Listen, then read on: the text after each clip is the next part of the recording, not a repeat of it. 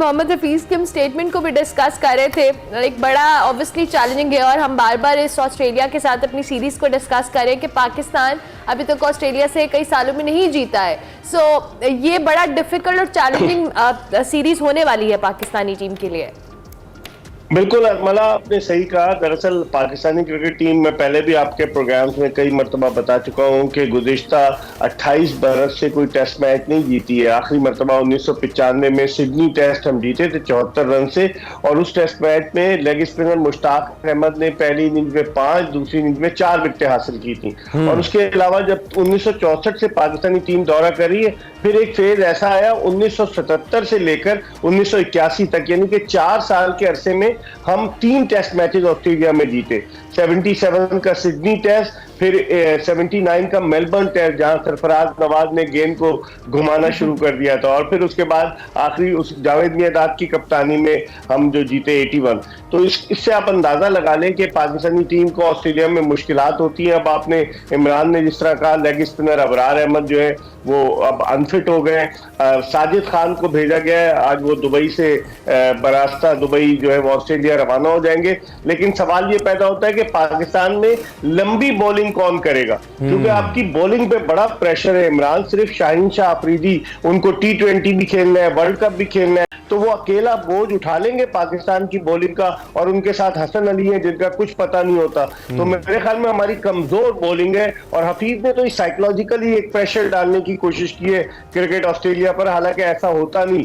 उनको चाहिए था रिटर्न में कंप्लेन करते अगर कोई ऐसी कंप्लेंट करनी थी, लेकिन प्रेस कॉन्फ्रेंस में मीडिया से बात करते हुए उन्होंने इस तरह का तासुर देने की कोशिश की है कि हमारे साथ ज्यादती हुई है। और आप नोट करें, इमरान के जब भी पाकिस्तानी क्रिकेट टीम ऑस्ट्रेलिया का दौरा करती है, हमारे टेस्ट मैचेस पर्थ से शुरू होते हैं या ब्रिस्बेन से शुरू होते हैं जो तेज दिखते हैं। हमारे टेस्ट मैचेस जिस तरह भारत के एडिलेड से क्यों नहीं शुरू होते, सिडनी से क्यों नहीं शुरू होते, मेलबर्न से क्यों नहीं शुरू होते। तो ये भी क्रिकेट बोर्ड के आला हुक्काम को देखना होगा।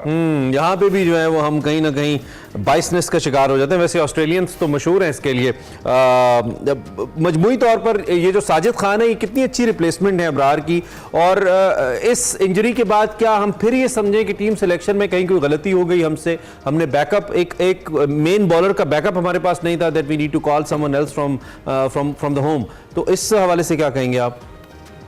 बिल्कुल आप सही कह रहे हैं कि लेग स्पिनर एक था जाहिद महमूद, उसको खिलाया वो इतना इंप्रेसिव नहीं रहा। और उसके अलावा साजिद खान 7 टेस्ट मैचेस खेल चुके हैं साजिद खान, और उनकी 22 टेस्ट मैचेस में, और ज्यादातर विकेटें उनकी बांग्लादेश के खिलाफ थी। और लास्ट ईयर वो आखिरी जब ऑस्ट्रेलिया के खिलाफ सीरीज थी वो खेले थे, इतने इंप्रेसिव नहीं रहे थे। मेरे ख्याल में उनको इसलिए भेजा गया है कि ऑस्ट्रेलियाई टीम में लेफ्ट हैंडेड बैट्समैन बहुत ज्यादा है, तो ऑफ स्पिनर जो है लेफ्ट हैंडेड बैट्समैन के लिए मुश्किलात पैदा करे। लेकिन सवाल ये पैदा होता है कि क्या साजिद खान जाते ही खेलेंगे? नामुमकिन नजर आ रहा है। मुझे तो लग रहा है ये नुमान अली को खिलाएंगे। सईद अजमल के लिए कितना मुश्किल है? सईद अजमल जो कि स्पिन को कोच कर रहे हैं, अब सईद अजमल देखे कितना काम करते हैं साजिद खान पर, कि उनके कुछ टेक्निकल फ्लॉज थे साजिद खान के। मैंने तौसीफ अहमद जो साबिक टेस्ट ऑफ स्पिनर है उनसे भी डिस्कस किया था, वो भी ये कह रहे थे अब सईद अजमल के लिए वो वक्त आ गया है कि वो रोजी हलाल करे और इनको ज्यादा से ज्यादा अच्छे तरीके से गाइड करें। शेख सईद अजमल। अच्छा साहब, ये तो होगी इस ऑस्ट्रेलिया के साथ जो मेंस टीम है उसके हवाले से। अभी हमारी खवातीन भी बड़ा जबरदस्त परफॉर्म किया। अभी तक उन्होंने जो T20 सीरीज जो जीती है न्यूजीलैंड के खिलाफ, अब कल हमने अभी बल्कि इनफैक्ट इस ट्रॉफी की जो रिवील करने के मनाजिर भी दिखाए हैं। आप कैसे देख रहे हैं आप पाकिस्तानी विमेन टीम को? कितना अच्छा एक्सपेक्टेशंस हम रखें उनसे अच्छी कि ये सीरीज को भी सही अच्छे से जीतेंगी? मतलब देखिए, अचीवमेंट तो है पाकिस्तान की विमेन टीम की। न्यूजीलैंड के खिलाफ T20 सीरीज और न्यूजीलैंड में जीतना, it is a big achievement. लेकिन आज पाकिस्तानी क्रिकेट टीम की जो कप्तान है निदा डार, उनके चेहरे पर गेंद लग गई थी और वो बाहर चली गई हैं। तो वो अब देखेंगे वो फिट होती है नहीं। निदा डार गुजरावाला से उनका ताल्लुक है और वो जिस तरीके की परफॉर्मेंस दे रही थी तो टीम को उन्होंने काफी बूस्ट किया हुआ था। लेकिन अब देखते हैं कि वो कितनी फिट होती है। बहरहाल पाकिस्तान की विमेन टीम अच्छा परफॉर्म कर रही है। विमेन टीम में पॉलिटिक्स भी आई, सब कुछ हुआ, लेकिन उसके बावजूद ये परफॉर्मेंस जो है, इसको hats off to this performance के इन्होंने बड़ी जबरदस्त कारकर्दगी दिखाई।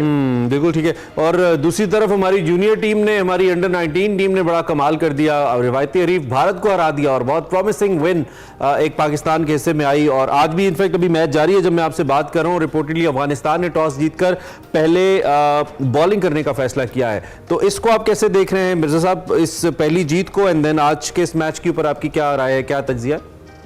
देखिए इमरान, अगर लाख रमीज राजा से हम इख्तिलाफ करें, लेकिन इसमें से कुछ लड़के ऐसे हैं जो रमीज राजा के दौर में ही आए, या अजलान ओवैस जिसने सेंचुरी स्कोर की इंडिया के खिलाफ, बड़ी जबरदस्त बैटिंग की, बड़ा टैलेंटेड प्लेयर है, और भी कई एक दो फास्ट बॉलर्स आए। तो डेफिनेटली पाकिस्तान के हमेशा से माजी में पाकिस्तान की जूनियर टीम से सीनियर टीम में लड़के आते थे, चाहे वो अब्दुल रज़ाक हो, मोइन खान हो, Shahid Afridi, there were so many cricketers, you name them, वो सारे आते थे। बाद में आना बंद हो गए। अब बाबर आजम भी अंडर 19 से आए, लेकिन अब चूंकि अंडर 19 के टूर्स फ्रीक्वेंटली हो रहे हैं, तो इसलिए एडवांटेज है। मैं समझता हूँ पाकिस्तान अफगानिस्तान को हरा देगा, क्योंकि 50 ओवर्स की क्रिकेट में अफगानिस्तान का इतना एक्सपीरियंस नहीं है, चाहे वो सीनियर लेवल हो चाहे जूनियर लेवल हो। तो मैं समझता हूँ पाकिस्तान के लिए एक अच्छा मौका है। और फिर वर्ल्ड कप भी हो रहा है, आपको पता है अगले साल शुरू में साउथ अफ्रीका में, तो पाकिस्तानी टीम जो है वर्ल्ड कप खेलने जाएगी, अच्छा परफॉर्म करेगी, तो definitely their morale will be high. हां इंशाल्लाह। अच्छा, getting back to team director साहब, उन्होंने जिस मायूसी का इजहार किया कैमरा की स्लो पिच के ऊपर, और आपने भी कहा कि ये पाकिस्तान के साथ ही ऐसा क्यों होता है वेन्यूज को लेकर। जो हेड कोच हैं मेजबान टीम के एंड्रयू मैकडोनल्ड, उनकी एक स्टेटमेंट में पढ़ रहा हूं कि ये ऑस्ट्रेलियाई हिकमत अमली का हिस्सा था, अब हम बाउंसी विकेट्स के ऊपर पाकिस्तान को काबू करेंगे। ये स्ट्रेटजी कैसी है? आई मीन मुझे कहीं ना कहीं मेरे साथ फील होता है कि जो स्पिरिट ऑफ क्रिकेट है वो हर्ट हो गई है बहुत ज्यादा। टीम्स बहुत सेल्फिश होकर खेलने लगी हैं। गेम ऑफ जेंटलमैन को चाहे हम भारत के अंदर वर्ल्ड कप में देखें, चाहे हम बांग्लादेश की टीम की तरफ से वो एंजेलो मैथ्यूज वाला फैसला देखें, अभी ये विकेट्स का मामला देखें। इनफैक्ट इंडिया भी विकेट्स के साथ प्ले करता रहा, आपको पता है वर्ल्ड कप के अंदर उन्होंने उसको आईसीसी की बजाय अपना इवेंट बनाया हुआ था। तो कहीं ना कहीं गेम ऑफ क्रिकेट बड़ी बुरी तरह हर्ट हो रही है। आपको क्या लगता है?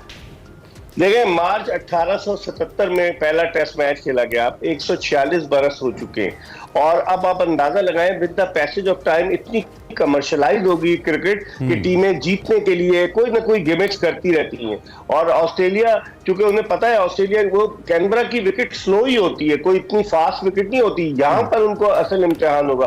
तो आपने बिल्कुल सही निशानदेही की, टीमें जीतने के लिए हर तरह के हरबे इस्तेमाल करती हैं, और इस तरह का हरबा ऑस्ट्रेलिया ने भी इस्तेमाल किया, और इंडिया तो एक्सपोज हो गया। आपने देखा कि किस तरीके से एक ESPN क्रिकेट इन्फो पे स्टोरी आई कि जिसमें उन्होंने कहा कि 8 पिचेस थी कि जिन पर तहफ्फुज़ात का इजहार किया गया। तो इससे जाहिर होता है। और फिर ICC ने मैच रेफरी भी रखा हुआ है।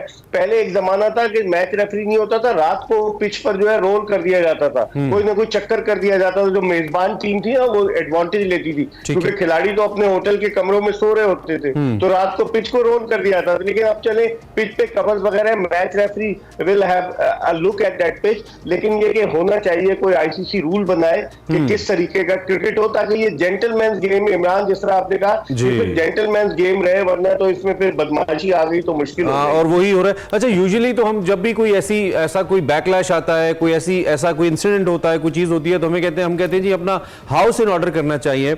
हम अपना हाउस इन ऑर्डर कर चुके हैं। मैं जो पाकिस्तान क्रिकेट बोर्ड की एडमिनिस्ट्रेशन है या मैनेजमेंट है या वो 16-17 रुकनी स्क्वाड है जिसके बारे में मुसलसल बात करें, क्या हमने वो उस एंड के ऊपर भी हमने एक अच्छी टीम बना ली है अब जो आगे जाके पाकिस्तान के क्रिकेट को डिफेंड कर पाएगी, हमारा मौकिफ दुनिया के सामने बेहतर रख पाएगी एज अ क्रिकेटिंग नेशन? या लगता है आपको कि नहीं, आगे मजीद अभी इश्क के इंतहा और भी है, मजीद अखाड़ पे छाड़ होनी है? बिल्कुल, आगे आगे देखिए होता है क्या। अभी तो 1 साल हो रहा है एडहॉकिज्म पर, और आपने कहा अपने हाउस को ऑर्डर किया जाए। कल पूरा हाउस प्राइम मिनिस्टर हाउस गया हुआ था, आपने तस्वीर देखी होगी कि पाकिस्तान क्रिकेट बोर्ड का पूरा ऑर्डर ही हो गया, हाउस ऑर्डर पे प्राइम मिनिस्टर हाउस गया था। तो वहां जाके मुलाकात तो हुई है। अब मजे की बात है कि वहाब रियाज साहब जो चीफ सेलेक्टर है वो चेयरमैन साहब के बराबर में बैठे हुए थे। वो क्या ब्रीफ करने गए थे, मैं तो हैरान होता हूँ। और सुनने में ये भी आ रहा था कि शायद जूम मीटिंग अरेंज करा रहे थे ये लोग। अच्छा। भाई वहाँ ऑस्ट्रेलिया से शान मसूद आए, वो तारीफ कर रहे हैं क्रिकेट बोर्ड की वर्किंग की। मोहम्मद हफीज आए, वो तारीफ करें, लेकिन ऐसा हुआ नहीं। अभी सुबह मेरी नजर से गुजरा है, PCB के ऑफिशियल पेज पे लगा हुआ था कुछ, नसीम शाह भी कुछ टिप्स दे रहे थे नए लड़कों को, ऐसी भी कुछ विजुअल्स आए हैं। ये जूम मीटिंग वहां से वहां चली गई है।